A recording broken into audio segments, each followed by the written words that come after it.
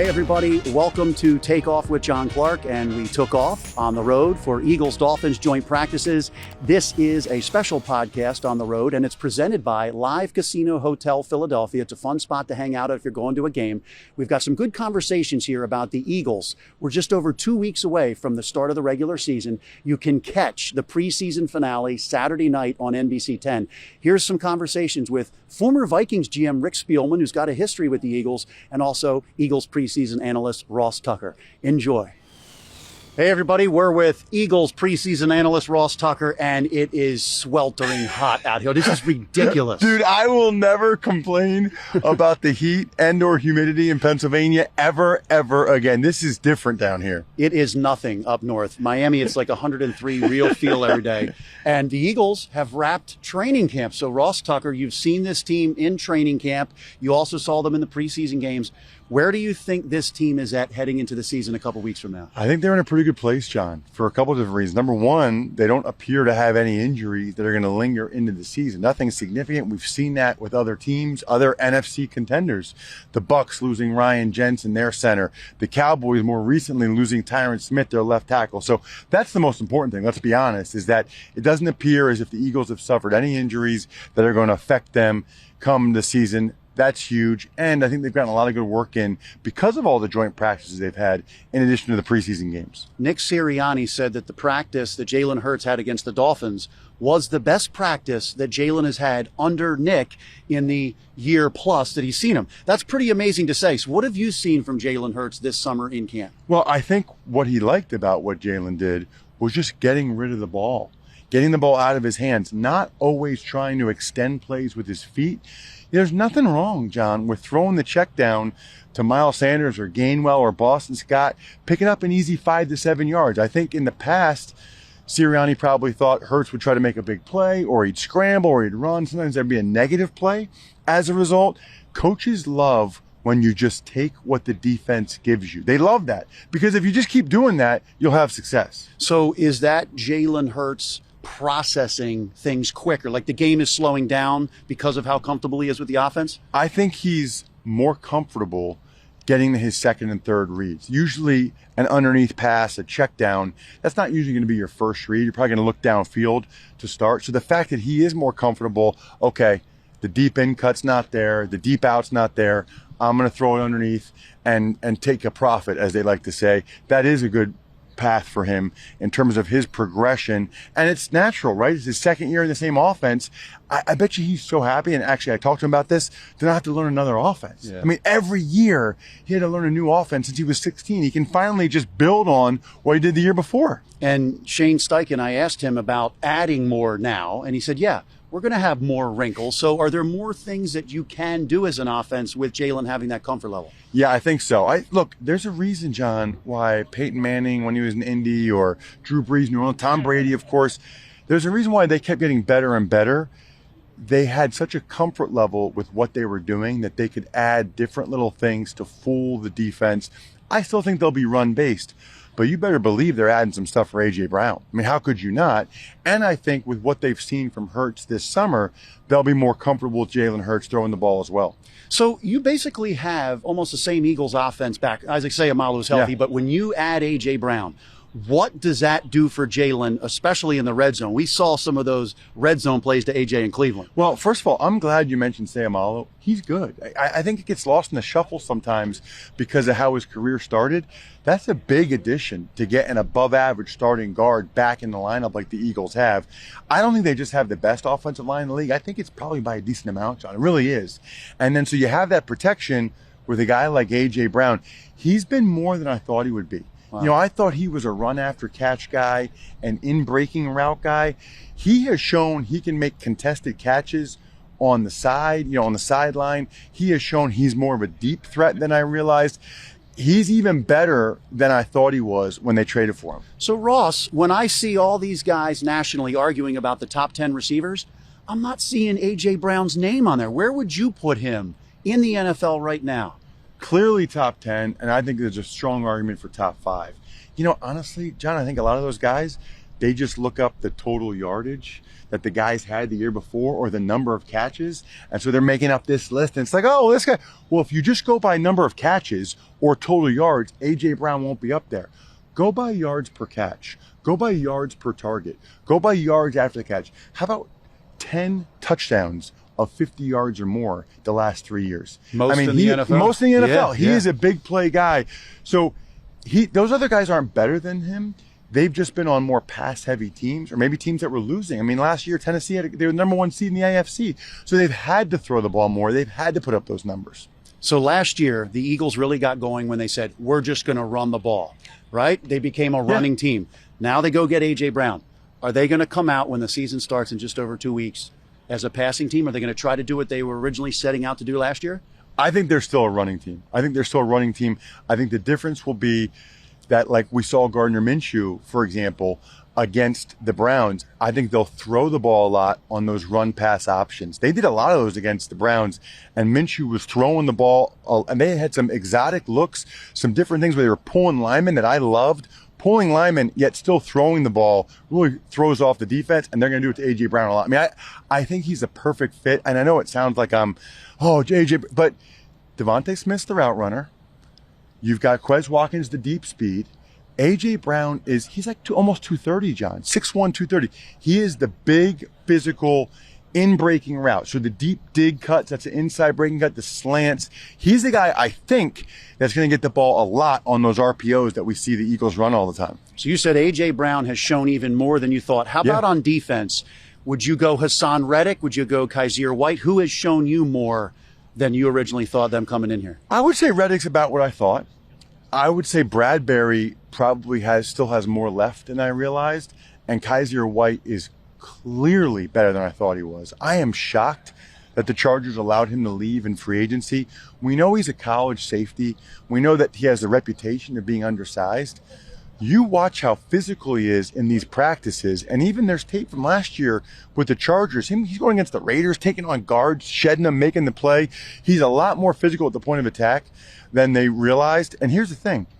With him and T.J. Edwards and Nakobe Dean, I feel like there's a bunch of positions, John, receiver, corner, linebackers, where I'm sitting here saying, this is the best group the Eagles have had at that position in a while. If you're talking about depth, I really feel that way. It's interesting because now as you look towards the start of the season, Washington's going to be without Chase Young for the first 4 games. He's going to miss the Eagles game. And the Cowboys, you talked about it, a major injury at left tackle. Tyron Smith. How big is that? And does that put the Eagles right there to win the division? Yeah, to me, the Eagles now would be the favorite to win the division. I actually probably thought they were anyway. They're clearly better than they were a year ago. Cowboys lose La'el Collins. Cowboys lose Amari Cooper. Cowboys lose Randy Gregory. I thought the Cowboys already, John, were worse. And now the Tyron Smith injury just complicates that because now they lost their right tackle Collins and their left tackle Smith. It's not good for them. It is good for the Eagles. So you've got the Eagles winning the division. Yeah, right now I think they're the favorite to win the division. And I don't know, what the odds makers say, but in my mind they are for sure. I think the Cowboys will still be in the mix, but boy, I like the Eagles' chances. How about Jonathan Gannon as the defensive coordinator? A lot of Eagles fans were not happy with the way he played. A little passive last year. Personnel. So now with all of the things that he has on defense, at every level they added players. What do you think we're going to see from Jonathan Gannon? Well, so first of all, you're right. They clearly have better personnel at every level. And secondly, though, I think the biggest thing for him, and I've talked to him about it, is takeaways. They did not give up very many explosive plays last year. Their main focus is explosive plays and takeaways. Last year, they were very good with the explosive plays. They weren't nearly as good as he wanted to be with takeaways. So now the question is, John, can they get the takeaways with the new personnel they have? Or does he have to be more aggressive calling things to get those takeaways? Because those are the two things. Look, I talked to him a couple times. Those are his two focuses. He doesn't care about completion percentage or stuff, the stuff that people care about. If you look at the stats, if you win the takeaway battle, you win the explosives battle, you're going to win the game. So do you think we'll see more blitzing from him, or do you think that they've got the fronts now to get the pressure without blitzing? I think that remains to be seen based upon what they get from Reddick, what Sweat does this year, what they get from Jordan Davis. Ideally, if you're getting the pressure without having to send guys, that's what you would do. But I wouldn't be surprised, especially with having Slay and Bradbury now in the other corner, I wouldn't be surprised if he's a little bit more aggressive. I think a lot of it depends on who you're playing against. What are the matchups for the other receivers on the other team, who's the quarterback of the other team. But I wouldn't surprise me if they were more aggressive. So a lot of people were talking about odd man fronts. Maybe we'd see some 3-4. We've seen some 5-man fronts, 4-man fronts. Haven't seen too much 3-4, right? In training camp, am I right? It's been more of the 5-man front, so it depends on really how you describe it, right? They've had more of the 5-down fronts, but if he has new stuff that he wants to use, he's not going to show us. Yeah. He's not going to show. He's certainly not going to do it in the preseason game. So I'm sure he's got some other 3-down looks and 5-down looks that he's excited about that he hasn't shown us yet. I've seen some of that stuff out here. But listen, these guys are smart. They know there's always cameras everywhere. They're going to hold some of that stuff back. Couple final questions for you. If you have a concern for this team right now, what would it be going into the season? Yeah, I think it's fair to wonder about the safeties. I do. I think right now, I think you feel really good about Marcus Epps. Anthony Harris is solid. But what happens if they have an injury there? And that's probably the other thing is just safety and then in general depth. Now, I feel like they have pretty good depth, but that sounds good until somebody goes down, somebody else has to go. If they lose a corner, how well does Zach McPherson play, right? Now, I think if they lose a receiver, they're pretty good with Pascal and Rager, actually. So I think a lot of these positions, they are pretty good. If they lose a tight end, that'd be a problem, it feels like right now. But then maybe we'll get to see what Calcaterra can do and Stoll. So if we're sitting here complaining about maybe they're not above average at safety and depth, Eagles are probably in a pretty good spot. All right, and how about this? As an offensive lineman, right? I agree that... Are you going to ask me about Jurgens again? Well, look at him light up. Look at him light up. I'm going to ask you, that's the final question. So about the line, Andre Dillard is looking really good. Yeah. He's a new man. We spoke to him in the locker room, and you just see he's tough, mentally tough. He's got the confidence now. Definitely thicker, no question. Definitely thicker. Yeah, he worked out from the moment they lost in the playoffs, and then you see him getting into a little fight in practice. You like to see that. Would you trade him to the Dallas Cowboys because they've lost their left tackle? You know, it would have to be, first of all, it would have to be by far the best value in a trade, right? So if there are other teams that want Dillard, and I would imagine there are, like the Indianapolis Colts, who are starting Matt Pryor at left tackle right now, I think if they both are offering the same draft pick, pretty clearly you send them to the Colts rather than the Cowboys. You want the Cowboys still be in a bad spot. But if the Cowboys have by far the best offer and they're willing to do that, then I think that's something the Eagles would consider. I don't think they're going to do that, though, because they got that first-round pick from Tulsa, Tyler Smith. They'll probably plug him in and just live with it. Yeah, and it's interesting because you said best offensive lineman in the league. I'd say top 3, but you know more about linemen. But do they have the best depth at line? And that can without go into question. your guy, Cam Yeah, Jurgens. without question. Yeah, I mean, well, you just watched the other day against the Browns, and you've got Dillard, Driscoll, Opeta. They've all started at least 5 games. They all played very solidly last year when they were in there. Jurgens is going to be a really good player. Here we go. Let it out. John, I try not to get that. Do you guys watch the games? What do you want me to do? What do you want me to do when Jurgens is 15 yards downfield killing dudes, right? I can't tell you how hard that is to do as a center because your weight's forward. You can't cheat it at all. He is a crazy athlete. He's more powerful than I thought. I know a lot of people were skeptical when they made that pick. That kid is going to be a home run. He's been the star of the preseason games. Thank God for him, for me. The telestrator, by the way, it's fascinating that he grew up blocking steer on a farm. So he's not just country strong, he's farm strong. Well, I know that sounds good. We showed that video during the game against Cleveland. What happens if the steer bull rushes? I mean, it looks good on a video until the steer decides, I'm going to try to run this dude over. I think when he signed his contract, he's not doing that anymore, right? Yeah, I think that's probably right. All right, final question. Ross, I didn't see him down the shore, but I always ride my bike or jog over the Sea Isle City Avalon Bridge, and I saw your Instagram. You're making the trek. Yes, love it. I only have a couple bike rides left. Yeah, exactly. It's Labor Day weekend. It's killing me. It's going to hit us hard. But what is your favorite drink down the shore? Oh, that's a great question, actually. On the beach. Yeah. Or just honestly, hanging down the shore. I'm a local craft beer guy. So when I am at the beach, I drink a lot of Cape May IPAs and tan limes. like their like lemon lime drink. Yep. I can drink. Probably shouldn't say this on TV. I can drink a lot of tan limes at the beach. A lot. It's not on game day. Yeah, exactly. I'm a stateside high noon guy down the shore. Oh, okay. Yeah, I like high noons too. I like high noons too. Oh yeah, I like high noons. That's another good drink too, for sure. We got to get a sponsorship. We just said it on TV. What? That's my goal with this. That's my goal. But appreciate it. You're right. Only a couple more weeks down the shore, and then finally, just over 2 weeks away. Look, even John is dripping. It's not just the former offensive line. Even John is dripping right here. It's ridiculous. No makeup. Thanks a lot, Ross Tucker. See him on the Eagles preseason finale Saturday night on NBC 10. We hope against the Dolphins.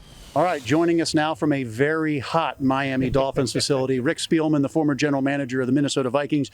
You know him well. There's been many Eagles-Vikings things in the past, but when you're watching these joint practices today and you look at the Eagles roster, what do you think about this squad the Birds have this year? Yeah, I thought Howie did a great job addressing all the team needs that he had to this offseason. I had an opportunity to speak with him before practice, and the thing that fascinated me the most was the A.J. Brown trade and how he was able to pull that off. And rarely do you ever see a team give up a first-round pick for a veteran on draft day. But, with credit to Howie, he was able to get that deal done. They felt good about the physical and about his health. And then right after that, to get that contract done that they were able to get done with him, because the worst thing that can happen to you as a general manager is make a significant trade like that, but not be able to extend that player to a long-term deal. Speaking of A.J. Brown, I see all these top 10 lists of receivers in the NFL recently, and I don't see A.J. Brown listed a whole lot there. What do you think of him as a receiver? Yeah, no, he's a big physical receiver, and when you looked at his stats last year in Tennessee, it was amazing how many games they won when he was on the field and lost when he was not on the field. And I know last year he missed some time with an injury, but he gives them a big physical presence down the field. And he may not be as fast as we're watching Tyreek Hill today, but because of his presence, because of his catching radius, his ability to go up and get the ball in contested situations makes him a vertical deep threat. And that's, I thought, something they were missing last year. So with A.J. Brown, the physical play that he brings, and then Devontae Smith with his speed, Dallas Goedert, he can catch a ball over the middle. Offensive line, Miles Sanders. Do you think they have one of the more talented offenses? Oh, I believe they do, with the addition of Brown, and I think Devontae Smith's going to take even another jump this year. And I think Goddard's one of the most underrated tight ends in the league right now. But they have a great offensive line. I know Sanders is hurt. The question I have is, I know Boston has done well, Gainwell has done well through the preseason, but if Sanders, because he does have a little bit of an injury history, does Howie pull off a trade to bring in another big physical running back? Well, we were just in Cleveland, and Kareem Hunt was right there. Nick Sirianni spoke to him. Do you think that Kareem Hunt would be very valuable for the Eagles offense? Oh, I think Kareem Hunt's an excellent back, but I suggested maybe an Alexander Mattison, who's up there with the Minnesota Vikings, who's right behind Dalvin Cook, and they have a lot of good running backs. And the difference is he is on a rookie deal as well, and he only has 1 year left on his contract. So when you're a general manager, not only are you thinking about just not playing fantasy football, hey, let's trade this for this, but what value and how does it fit into your cap? And will you be able to extend that player potentially down the road? So it'll be interesting to see what Philadelphia does, what Howie does, if he does address any of these potential needs that they may have right before the regular season starts. And that brings us to Jalen Hurts. Obviously, a lot is on his shoulders now to prove that he can be the franchise quarterback, to be the guy that they give a contract to go forward with him. Do you think he can take those steps, make those improvements, and become that guy? Well, they have an excellent offensive line, maybe one of the best in the league. They got weapons all over the field at the receiver and tight end position. They can run the ball. I mean, just look at last week in Cleveland. I understand it's a preseason game, but they were able to physically, I thought, dominate Cleveland's front last week and be able to run the ball. So I think there is going to be a lot of pressure on Hurts to see, is he the franchise quarterback going forward or not? I think the additional pressure on him from the outside, and from what I'm looking at, is they have 2 first-round picks next year, and it is a very strong draft class of quarterbacks coming out next year's draft. I've already started watching some of these guys. So will they stay with Hurst if he has a great year, or with Howie and the Philadelphia Eagles having all this draft capital, will they potentially go and get what they think is maybe a future franchise quarterback in next year's draft. And you know Howie, you of course did the deal with Howie with the Sam Bradford trade. He likes to be aggressive. So what do you think is going to happen there then? I don't know. I think they'll see, because I know just reading reports and watching some of the tape that Hurts is really taking a jump forward. I think, the biggest thing is he's going to be able to push the ball downfield in the passing game now that he has the weapons that he has. But when you look at the stats last year, I think Hurts was the leading rusher on this Philadelphia Eagles football team. The other thing was when he started throwing less, that's when the Philadelphia Eagles started getting momentum and started winning games and eventually got into the playoffs. So usually the third year is the year on young quarterbacks when you can tell whether they're going to be your guy or not. So that'll be a fun dilemma to watch, to see what happens this year with Jalen and what happens in the future at the quarterback position. But Philly is in great position that if they do decide that Jalen is not the guy, that they have the draft capital, maybe go out and get take a shot at another franchise quarterback. So when you look at the NFC East, can you tell us who you'd pick to win the division? Boy, I can do that now because I'm an analyst. Yeah. But I think, I don't know if Dallas did enough. I've always respected Dallas, and I know they have a great defense. They lost some key playmakers on the offensive side of the ball. But I think if Hurts comes through, that I have already put out there in the media that I think Philly will win the NFC East. If Jalen Hurts comes through. Correct. Okay. How about the defense? Because, you have Darius Slay now with James Bradbury on a one-year kind of prove-it deal.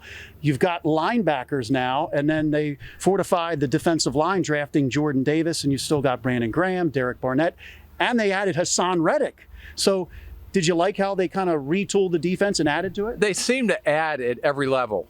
So they wanted to improve at the corner position and to go out and get a Bradbury. And that didn't cost them anything from a compensatory standpoint because he was released.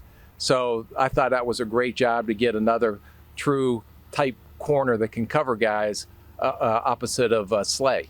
Then you look at going to get a pass rusher like Reddick, but how are they going to play him? I'm anxious to see how John Gannon utilizes him in their scheme. Is he going to be always like watching today? I see him come off the edge and rush the passer, but I also see him dropping back in coverage as well. When they do that, I think that will make offenses think on, okay, if he's not coming, then where's the pressure going to come from, or where's the extra rusher going to come from? I thought in the draft to get Jordan Davis and to get Dean, the linebacker from Georgia, were two great picks and great value picks.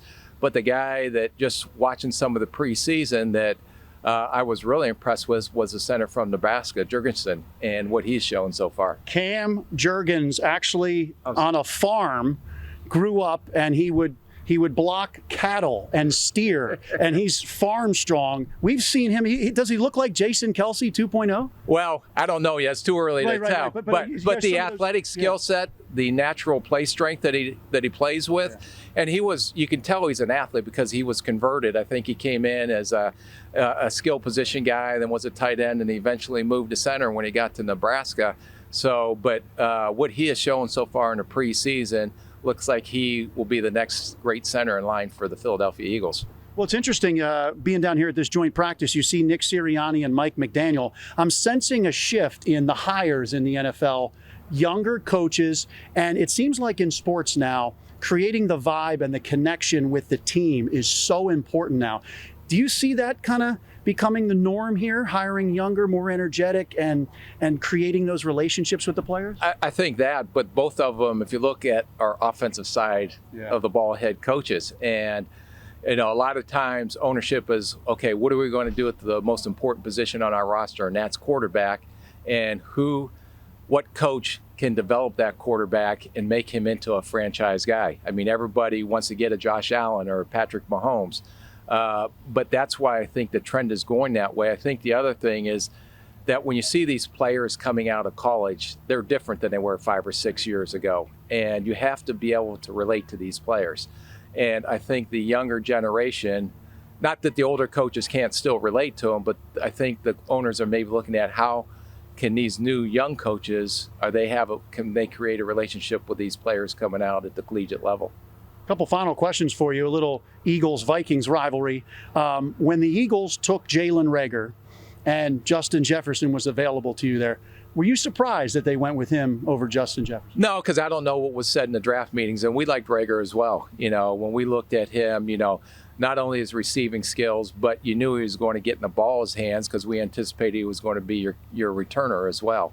So that's just that many more touches that he'll get in his hands. So I think that there's still time to see how that plays out. This is going into his third year now, so I wouldn't call him a bust yet. But everybody had him in the first round when they came out. So we just got fortunate that Justin Jefferson, and I wish I could say I knew that Justin Jefferson was going to be as good as he was too. You could take sometimes it's a little bit of luck. You see how the draft board falls to you, and you take the best player available on your board and go from there. So just to let you know, on Sports Talk Radio in Philly for the last couple of years, it has been, why didn't the Eagles take Justin Jefferson? Do you think that can really affect somebody like Jalen Reagor? Because he said he was prone to look at social media and he has to stop kind of taking everybody's viewpoint into his mind. So do you think that can weigh on him because he's constantly compared to how well Justin Jefferson is doing? Justin's one of the best receivers in the league. Yeah, I think that weighs on these players now because of the social media, because of the hype of a first-round pick coming in, and most of them are looked at as, well, hey, this is the guy that's going to come in and take our team over the top this year because he was a first-round pick. But some guys develop differently. Some guys become instant impact players.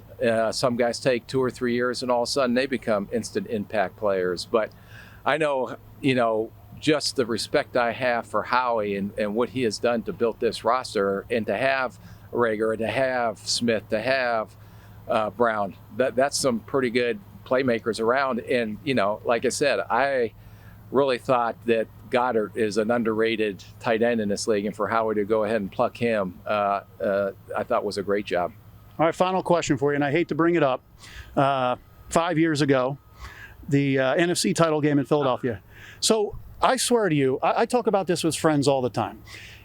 The Vikings went right down the field to start that game. And then you guys are moving the ball. Chris Long comes in and hits the arm of the quarterback. Case Keenum. And then it's intercepted. And did that just change the entire game? I think it was, because I believe that was coming off the Minneapolis Miracle game when that New Orleans. And then, when I was there, and, there's probably no atmosphere in the NFL as electric as going in and playing in front of the Philadelphia fans, for as pleasant as they are to play in front of. But, we had the momentum, and all of a sudden that seemed to change the whole dynamic of the game. And after that, because we had a really good defense, and I thought that Nick Foles at the time struggled when he first came in and took over for Wentz, but really got hot at the right time and played outstanding that game. And they had an answer for everything we did on the defensive side of the ball. And it wasn't like it looked like it was going to be at the beginning of the game. Is that run by Nick Foles, that game, and then what he did in the Super Bowl to outduel Tom Brady and Bill Belichick, is that one of the best 2-game stretches you've seen out of a quarterback? It got them a Super Bowl win, so you can make that judgment. Yeah, well said. Sorry to bring up that loss, but I always felt that, wow, it just changed from that moment. And you guys went right down the field, and then it all changed. Well, it's always great to interview and end an interview on a high note, so I appreciate that as well. Well, you live in Florida, so you're doing good. Yeah. And keep up the good work on CBS Sports headquarters. Thank you. We'll be watching, Rick. Okay. Thanks for your time. Yep. Appreciate it. Rick Spielman, everybody.